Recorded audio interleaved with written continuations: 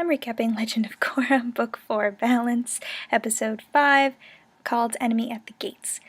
So this episode is picking up right where the last one left off. Korra and the Airbender kids got on the bison and are flying to try to stop Kuvira. They were supposed to go back to Republic City, but Kuvira is heading towards Zoufu, which we know from Ikki's conversation with the guards. So Korra is determined to use a peaceful approach in order to deal with Kuvira, as opposed to her previous methods, which were fight first and ask questions later, which is, great character development. I mean, she's gone through this whole rehabilitation process, so she's obviously learned something from it. So she is on her way to Zoufu, and they're not doing so hot, because Kuvira is just marching toward with a gigantic army, and she's like, oh no, the army's just for show, to show that we back up our threats, and we're going to try to do this peacefully. And she's saying this to Batar, she's kind of taking that peaceful approach, but the problem is that her philosophy is, we'll, offer peace, but then if we don't get a response, we'll just crush you. She originally recruits Bolin to help with the moderation because Sue trusts him, and hopefully he can get her to see reason, or her reasoning, which is not really reasoning. However, Sue's entire family, plus Opal, because, they're kind of in a relationship, but not since he's been a Kuvira supporter, and Bolin kind of fails epically at being the moderator, trying to convince the Beifongs that they're actually doing good work, because Opal says, hey, you've got slave labor going on, your towns are being dominated by you and your work, and you're doing terrible things to these people. And Bolin's like, wait, really? I didn't know that. I didn't know about all this violence and all this slavery going on, which is kind of good, because now it's saying, well, her ideology wasn't that bad, but now that she's, taking it to this super extreme, and, saying that, oh, yeah, we're gonna crush Zoufu if you don't agree, Bolin's like, maybe I don't want to be a supporter anymore. And he's kind of flipped sides by this episode. So eventually he's gonna have to apologize to Mako, because, he's kind of seeing what Mako has been telling him. But right now, he and Varrick have both realized that Kuvira is crazy, because Varrick, who is working on the Spirit Vine project, there was a huge explosion in his laboratory. The vine energy was overpowering, and it blew up the entire lab. It was this purple glaze, and, it was very, very powerful. And so it's kind of paralleling the nuclear bomb, when he's like, no, I can't in good conscience do this, because, it's too unstable, and it could kill a lot of people. I don't want to do this research anymore.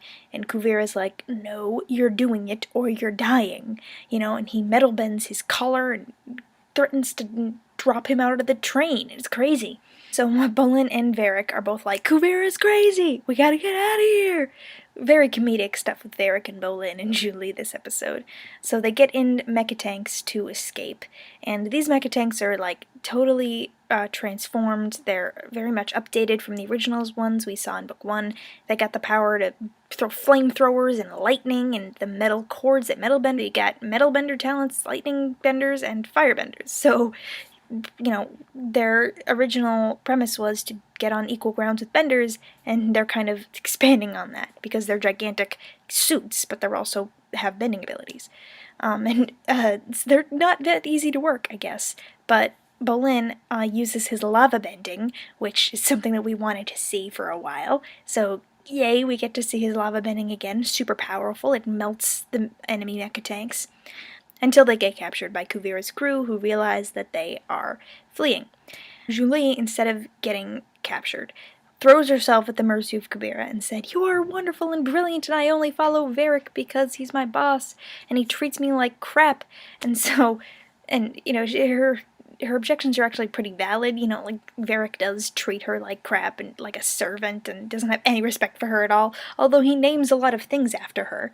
This may be a scheme to get in with Kuvira and then help Varrick later, but as of right now, it's good for you, Julie. So Bolin's captured, Varrick's being forced to continue his Spirit Vine research, and Julie has gone back on Kuvira's side. So the only thing we saw from Republic City this week was character development for Asami. She went to visit her father in prison, who's got significantly grayer, who's voiced by Daniel Day Kim, and he came back, and he kind of apologizes and says, you are the greatest thing I've ever created. I'm so proud of you. And she's just like, I don't want to talk to you anymore.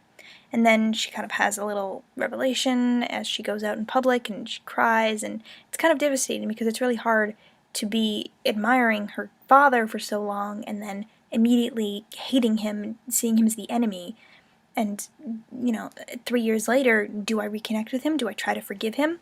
So it seems like she's starting to, because she brings Pai Sho, which was kind of foreshadowed when she played with Bolin last year. So Pai Sho is kind of a peaceful thing.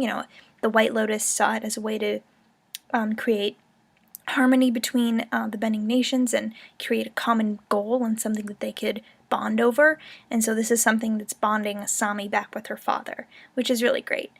This may also be foreshadowing for Hiroshi Sato helping them in the future, with these crazy inventions that Kuvira is coming up with and these new technology. He may be an important asset they may need to call on. Now, Korra is also kind of caught in the middle with Kuvira because she tries to make a peaceful solution. She ultimately fails because Kuvira is extremely good at word manipulation. She's saying how good things that she's done over the past 3 years while Korra has been incapacitated, and it's kind of guilt-tripping her, like, I've been doing your job while you're gone, and Korra's like, oh yeah, maybe you're kind of like me, you've been doing my job. And so she's like, maybe I can talk to Sue and come to some sort of compromise. So this whole compromise situation is really taking its toll because she has two sides of the issue, and she really can't make a compromise because both sides are telling her the rose-colored version of both arguments. And so she's like, oh, you have a point. Oh, but you also have a point. So it's really crappy. And what's worse is that when Korra goes to talk to Sue again, she's already got her twins, and they're on a mission to assassinate Kuvira before this can go any further and before her army can attack her city.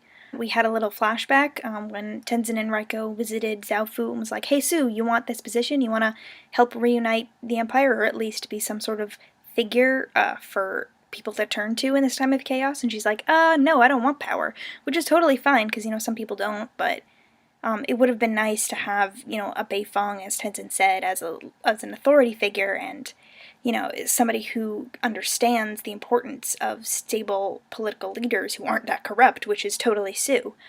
Unfortunately, Kuvira wants to step up, and she did so taking things a little too far. In this flashback, Sue mentions that she convinced Baatar to, betray his mother, and then she and him and a bunch of elite people from Zoufu went on a mission, charging the world. But obviously Kuvira had been working Baatar for a long time. Like, that wasn't a split-second decision, like, oh, I'm gonna go with Kuvira because, she just convinced me in this past day.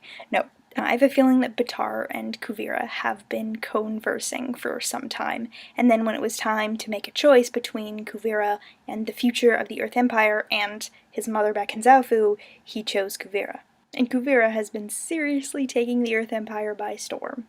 And so we're going to see next week if Sue is successful in her assassination attempt, which obviously not because it's too early in the season to have resolution, but we'll see how Korra reacts to all of this and how this attempt plays out.